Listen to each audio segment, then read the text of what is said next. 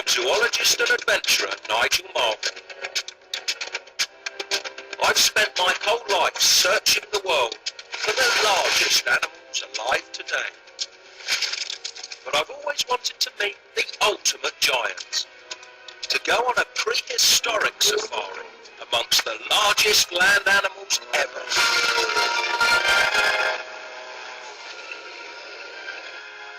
To travel back in time and walk with dinosaurs.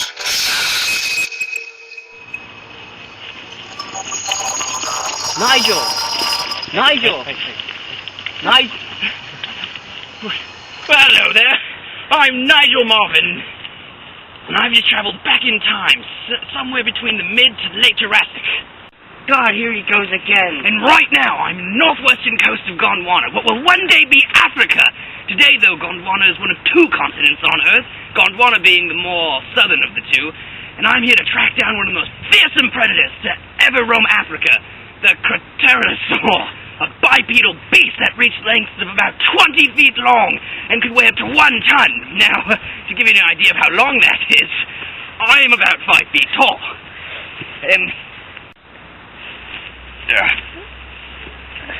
Nigel, stop it. That's ridiculous. Make him stop. Nigel, come here. Hey, there's a dinosaur over there, look. Dinosaur! Where? Where's the dinosaur? Damn, where are those dinosaurs? We need one. Where are those paleontologists? We're right here, sir. What kind of dinosaurs did Nigel find? Oh, okay, well, let's see here. Well, it says here that sauropods were the most common type of dinosaur around in the Jurassic period in Africa. Dinosaurs like Brachiosaurus, Spherosaurus, Dicryosaurus, Torinaria, and Denisha were the more common ones.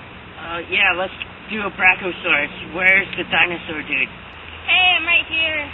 Sorry, I forgot my costume at home. Doesn't matter, as long as Nigel doesn't think you're fake, you're good. We just need you to become Brachiosaurus.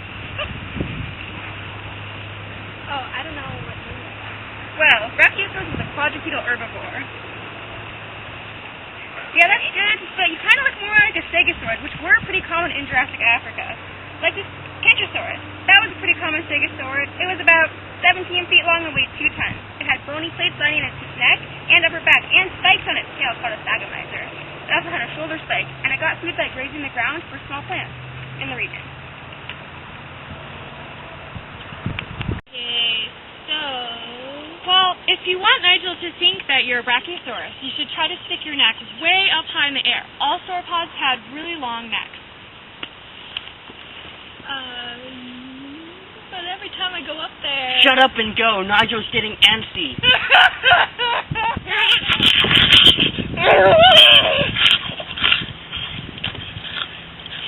Oh my God! It's a Brachiosaur. It's one of Africa's finest sauropods. This dinosaur reached lengths of 50 feet long and could grow up to 85 feet tall. Like other sauropods, this dinosaur was an herbivore and probably used its long neck to eat leafy material that grew at the tops of tall, enormous trees like conifers that were common in some parts of Africa during this time period. In fact, some people believe that sauropods actually evolved their long necks in order to take advantage of the tall trees like the conifers, specifically Chirotentesies and Arcus. Yeah, but that's enough of this dinosaur. We have to move on and go find the Cretasaurus. Cut! Alright, let's move on to the next scene. Come on, Nigel.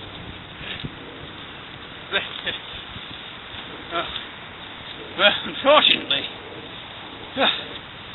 temperatures and climate back in the Jurassic is widely disputed. But for the most part, a lot of people think that Jurassic climates were much warmer than they are today. You see, the world was only divided into 2 supercontinents. Land masses tended to retain much more heat than our modern continents because of their size. Although the breakup of Pangea did cool the Earth, Africa remained hot and arid with many parts of the continent experiencing desert-like conditions. Further north the equator, it tended to be a little cooler. with more obvious seasonality, and during the winter, increased rainfall. The continent remained hot and dry. Is that true? Did he forget anything? Well, he was supposed to mention the geological setting of Africa in this scene. Yeah, the geologic. How did that go again? Well, in the mid-Jurassic, the supercontinent Pangaea started to drift apart. A north-south rift formed in the mid-Jurassic, and by the late Jurassic, the separation of the continents Laurasia and Gondwana was almost complete.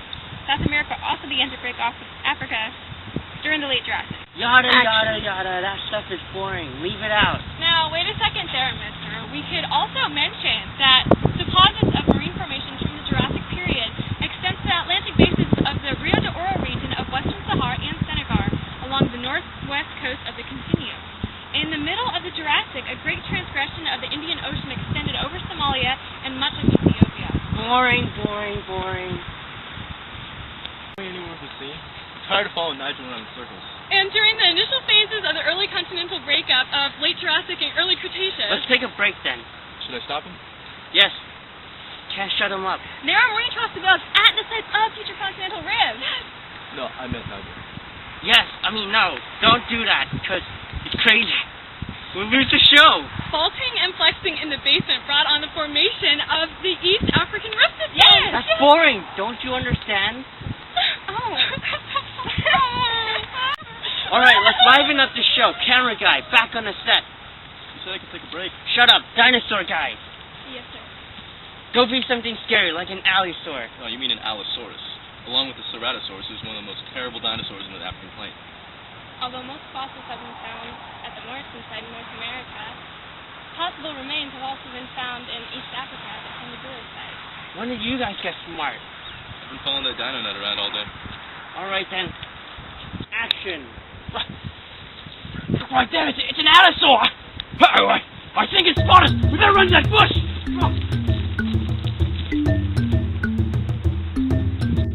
Now, allosaur, just like the pterosaurs we're looking for, hunted herbivores like stegosaurids and sauropods. But unfortunately for us, the allosaur was part of the Carosauria family, a theropod, a very intelligent dinosaurs. Oh no, everyone's spotted us!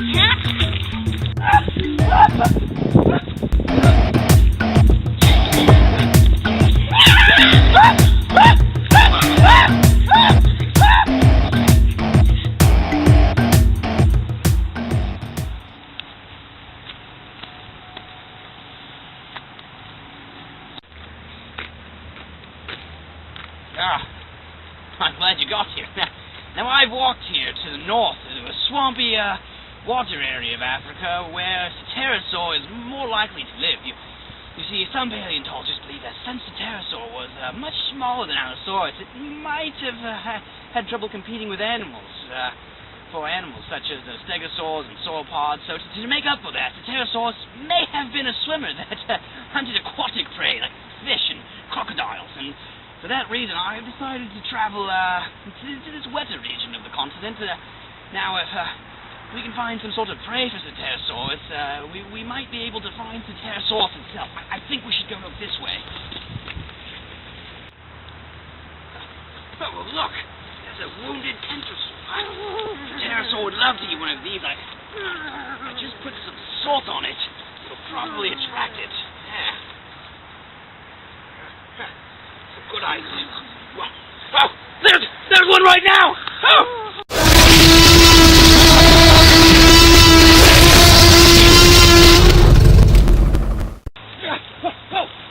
Wait. I forgot.